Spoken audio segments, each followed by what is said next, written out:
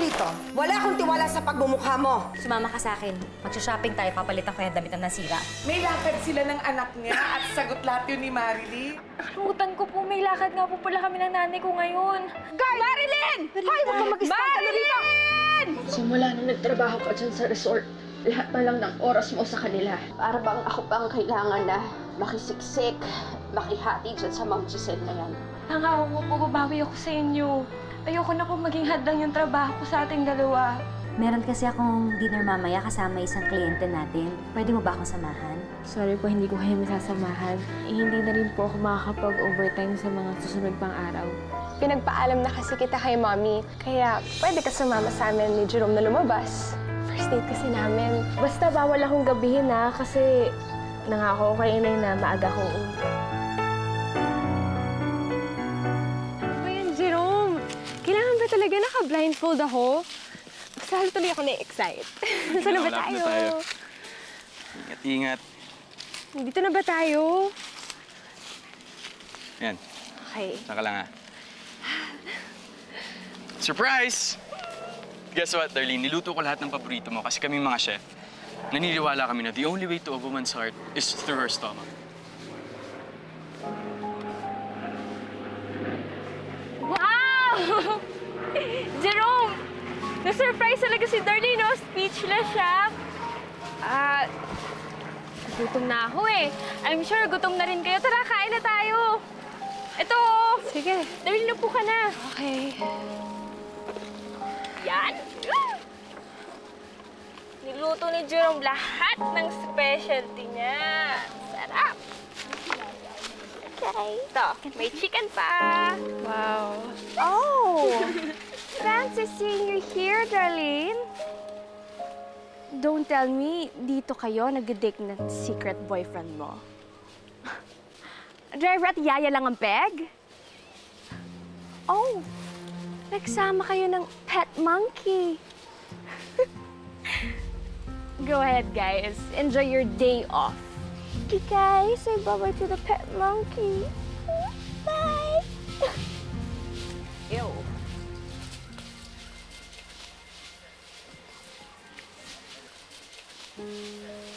Pangit ng ambience dito. Ang baho. Jerome, medyo sumama yung pakiramdam ko. Baka pwedeng ibalik mo muna ako sa resort. Sige, Darlene. Nililipit ka lang. Tulungan na kita.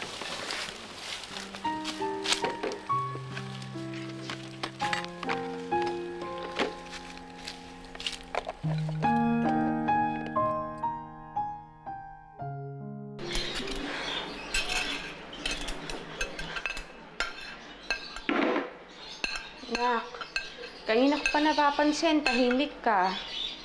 May dinaramdam ka ba? Wala naman po, pero nalulungkot lang po ako dun sa kinahinatnan ng unang date ni Jerome tsaka ni Darlene. Ay bakit? Ano ba nangyari sa kanila?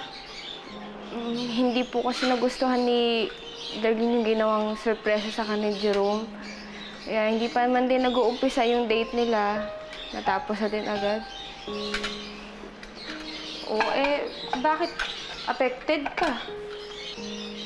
Naisip ko lang, Nay, kung sa akin siguro ginawa ni Jerome yun, yung iluto niya lahat ng paborito kong pagkain, na-appreciate ko po yun.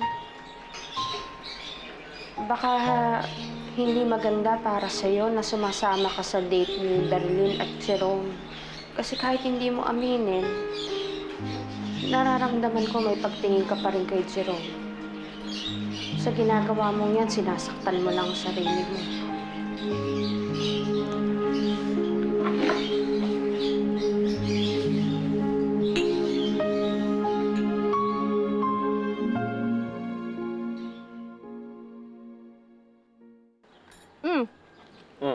Parang hindi ka ata ganado sa minudo ni Inay ngayon. Hindi. Kasi may pinatikim sa amin si Chef Andy na bagong dish kanina, kaya medyo busog pa ako. Asus! Ang sabihin mo, apektado ka pa rin dun sa nangyari sa date ni Darlene. Hindi ko naman dinideny na medyo sumama yung loob ko kay Darlene, eh. Bis na magtampo ako sa kanya, iniintindi ko na lang. Siguro hindi niya trip yung mga ganong klaseng lakad. Talagang akuin yung kasalanan? Alam mo magagawa, Marilyn, Mahal ko si Darlene. Kaya dapat sa susunod, galingan ko pa. Tsaka dapat mas magsumikap pa ako para sa susunod, mabigay ko na yung perfect date na gusto niya. Sa'yo na lang. Ay, hindi dyan. Giselle, dito o sa baba. I'm sorry. Parang wala ka yata sa sarili mo. Giselle, is everything all right? Ewan ko ba? Hindi kasi ako mapalagay eh. Napapansin ko kasi parang napapalayo yung loob ni Marilyn sa akin eh. Para bang may hadlang sa aming dalawa. Mabuti na rin yun. Alam mo, kailangan ma-remind ka na hindi ka dapat nagbibuild ng relationship kay Marilyn bukod sa ikaw ang boss niya. Just be professional with her. Yun lang yun, Giselle. Pwede ba? Please naman, huwag mo na isiksik yung sarili mo sa kanya. Huwag mo na ipilit. Parang ang hirap naman yata ng gusto mong gawin ko, Aida. Paano ko gagawin yan? Heto yung nakikita ko si Marilyn, nasasabik ako sa anak ko. Nararamdaman ko yung lukso ng dugo. Ayoko magbago yung magandang pagsasamahan namin dalawa. Hindi ako papayag. Gagawa ako ng paraan para mapalapit uli siya sa akin.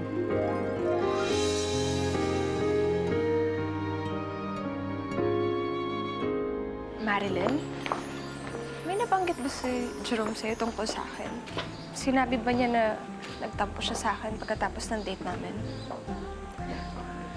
Darlene, mali ata na ako yung kinakausap mo tungkol dyan. Siya na lang yung tanungin mo. So may alam ka nga, pero ayaw mo sabihin sa akin. Marilyn, hindi ako manhid. Nararamdaman ko na sumama yung loob ni Jerome sa akin pagkatapos nun. Kaya please, kung may alam ka, sabihin mo sa akin. Darlene, ang totoo kasi niyan, nasaktan si Jerome doon sa nangyari. Kasi sobrang pinaghandaan niya yung date niyo eh. Pero pakiramdam niya, hindi mo na-appreciate lahat yun. Sige, tulungan mo ako. I really wanna make it up to Jerome at ikaw lang yung makakatulong sa akin.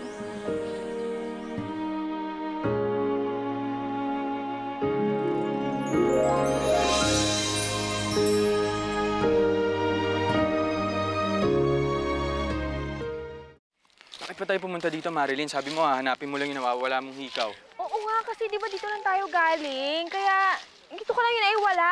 Sana sinabi mo agad. Alam mo namang hindi maganda yung alaala ko sa lugar na to. Halika na, bumalik na tayo sa resort. Bibili na lang kita ng hikaw. Hindi pwede. Hanapin mo. Dito ka lang. Hanapin mo dyan. Hanapin ko dito. Naghihikaw ka ba?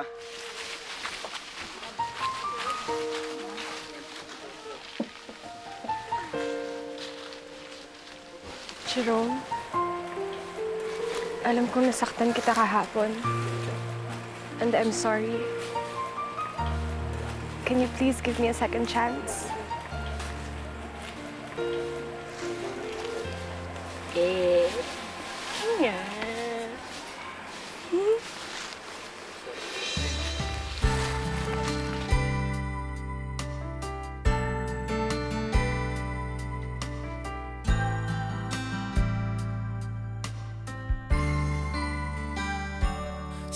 Aking pag-iisa, hinahanap-hanap ka.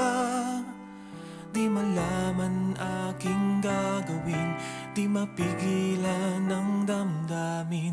Puso ay nangungulila, nais ay makita ka. Ikaw ang laging natatanaw, ikaw ang sinisigaw. Kailan ka babalik sa piling ko? Ikaw ang kailangan ko.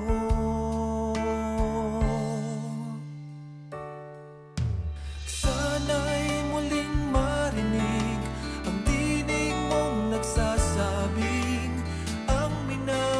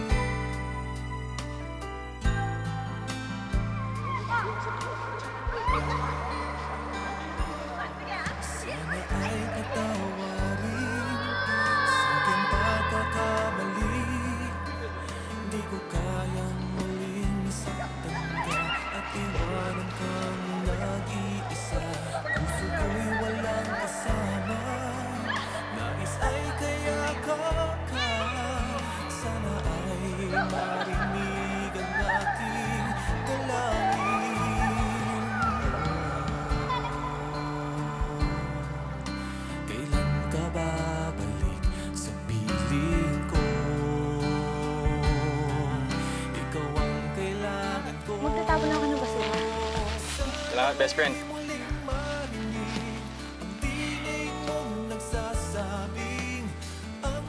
Ano? May I have these snacks? Dito talaga, yan dami-daming tao. Nakakahiya, no? So kinakahiya mo na ako ang boyfriend mo. Bigyan ng pagkakataon, pagbigyan muli ang puso kong umiibig sa'yo. Maghihintay ako, umaasa sa iyong pagbabalik.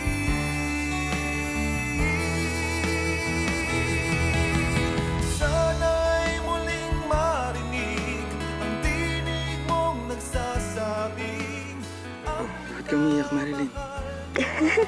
Gusto mo ba itigil na natin itong pagsasayaw?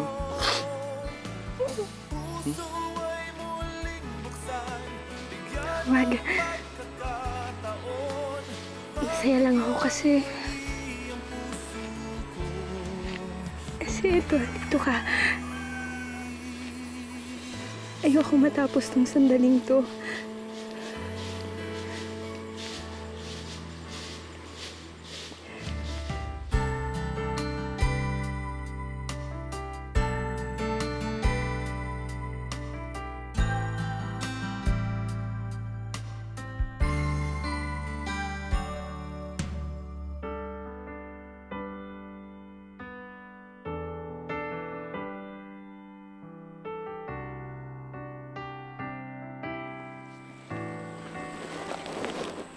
Darlene, bakit ka umiiyak?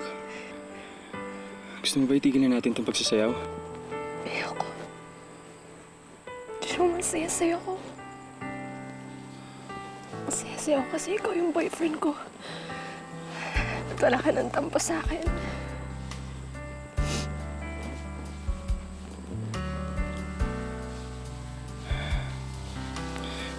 Alam ko mahihirapan ka mag-adjust.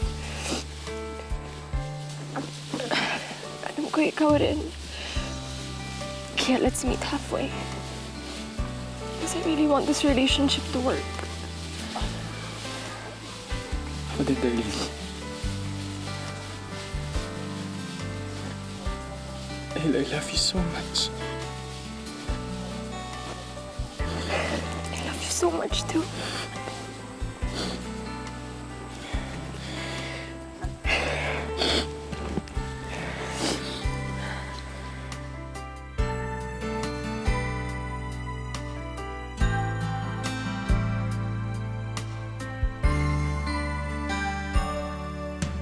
Sana'y muling marinig ang tinig mong nagsasabing ang minamahal mo ay ako.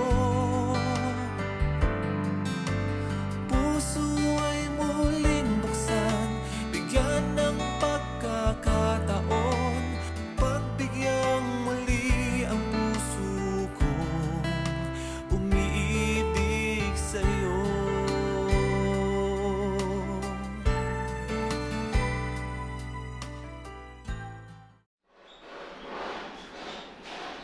Nak, kanina ka pa nagmumukmuk dyan.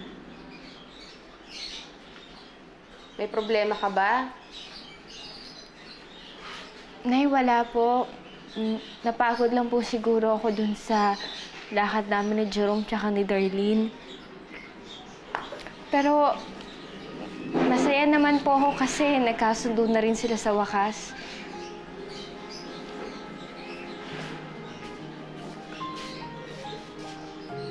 Ganyan ba yung mukha ng masaya? Para kang Biyernes Santo? Nay, ayos lang po talaga ako. Huwag niyo na lang po akong alalahanin.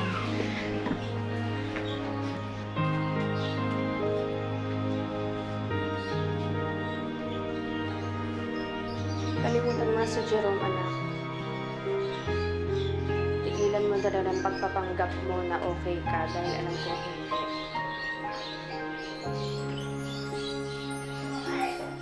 Brenda! Marilyn! Dali, dali, dali! Tingnan niyo kung sino nasa labas! Dali na! Dali! Ayan o! Si Prince Charming, hinaharana ka.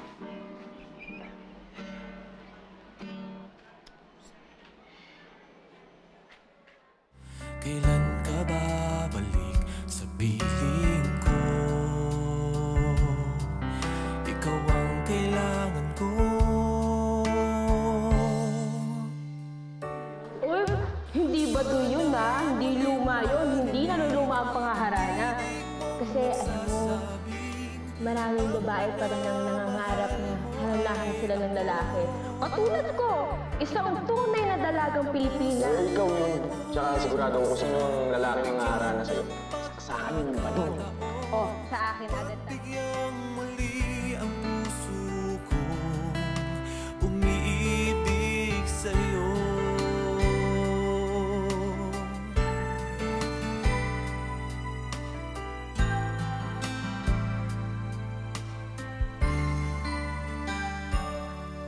Sana ay patawarin sa aking pagkakamali.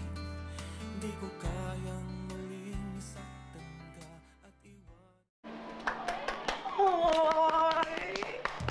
sana'y muling marinig ang tinig mong nagsasabing ang minamahal mo ay ako.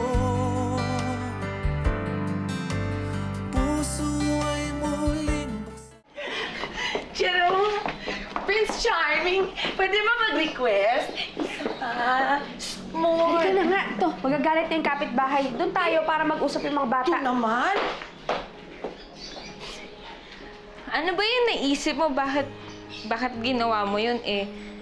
Alam ko naman na nababadoyan ka sa pangaharana. Pero, thank you Natouch ako. Ako dapat magpasalamat sa'yo, Marilyn. Yung surprise sa akin ni Darlene, alam ko naman ikaw nakaisip nun. Wala yun. Maliit na pabor lang naman yun para sa inyong dalawa eh. Sobrang swerte talaga namin ni Darlene mula na nagbalik ka. Ano kayang gagawin namin kung hindi ka nagbalik? Ito kilig na kilig dyan. Tingin ng tingin. Ito. Kasi nga, ang cute-cute nila, oh. Parang may nakikita akong spark.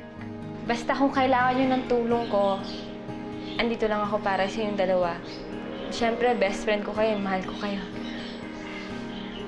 Mahal din kita, Marilyn. Best friend kita eh. Dami ko nang utang sa'yo. Pero huwag ka mag-alala sa susunod. Babawi ako. Pangako. Thank you.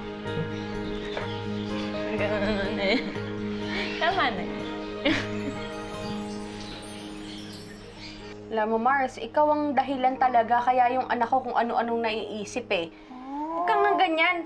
Kaya itong si Marilyn umaasa ng kung ano-ano. Oh! O ano namang masama doon, yung umasa. Di ba, Marcy, may kasabihan? Habang may buhay, may pag-asa. Tamo-tamo, ikaw eh. Ikaw talaga ang nagbibigay ng mga idea eh. Alam mo, gusto mo na naman siguro, iiyak na naman yan si Marilyn at masasaktan. Malay naman natin, yung Jerome na yan, iba yan. O, tingnan mo nga, naging best friend ang anak mo. Malay mo, hindi yan yung katulad ng mga ibang lalaki dyan na panay panlabas na kanyan lang inaatupag. Malay-malay mo, alam mo si Jerome, may nobya na yan. Si Darlene, kaibigan pa ng anak ko. Gusto mo atang magkasira sila eh. But wait, diba naging tulay si Marilyn? At Mars, may kasabihan din. Kung sino yung tulay, yun ang magkakatuluyan. Sino nagsabi? Ikaw. Imbento ka na naman eh. O at least, nasabi ko na, di may kasabihan na ngayon.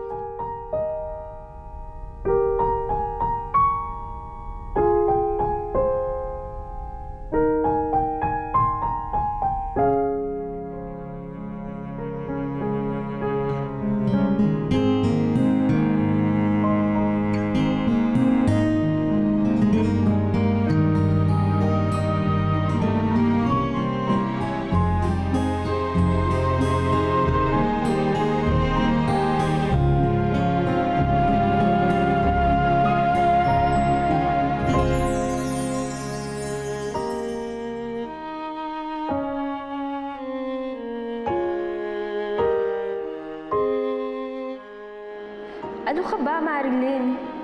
Hanggang best friend lang ang turing niya sa'yo. Kaya huwag kang mag-ilusyon at matuto kang lumugar.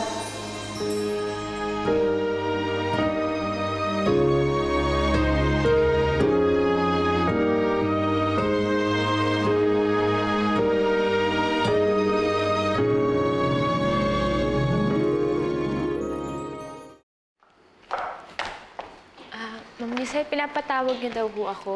Ah, oo. Regalo ko sa'yo. Magagamit mo yan sa office. Napansin ko kasi na wala kang panlamig.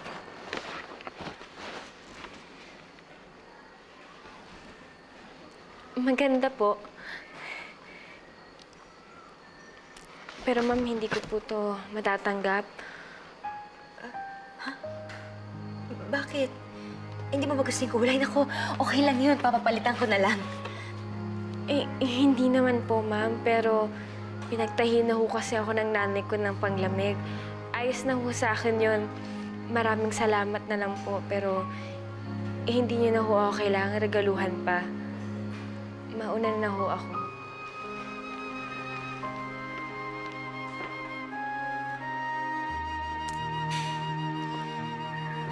Giselle, sinabi ko na kasi sa'yo, huwag mo nang ipilit. Pwede?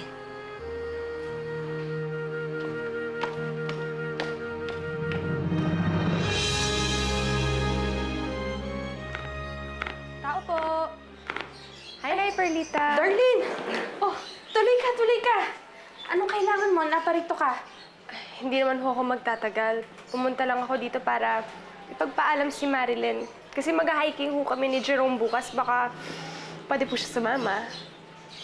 Nako, parang hindi atang magandang ideya yun. Kasi pag Sabado at Linggo ko na lang nakakasama yung anak ko. Nay Perlita, baka pwede niyo naman ho payagan si Marilyn kasi alam niyo naman ho yung sitwasyon ng pamilya ko. Tsaka minsan na lang ho ako makakapag-enjoy. Kaya pwede niyo na ho siya payagan para po sa akin. Sige na po, please. Sige na po. O sige, basta mag-iingat kayo dun, ha? Sige po, sige po. Thank you po. Thank you.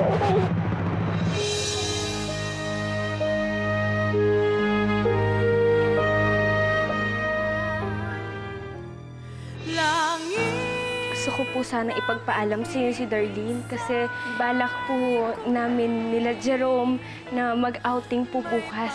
Yung si Darlene, ang kasama ni Jerome, okay sa akin yun eh. Mabuti nga lumalabas sila, lalo na ngayon na meron namamagitan sa kanila. Mars! Patingin ka na nga! Hindi, Mars. Iba to. Kinutuban ako na masama. Kamusta yung outing ninyo? May nangyari ba? Yun nga po yung dahilan kung bakit napatawag ako eh. Si Darlene po na-aksidente. Si Marilyn? Aksidente pa si Marilyn? Ayoko kasi nahihirapan ka eh. Kasi Marilyn, anak, mahal na mahal kita, ha? Anong sabi mo?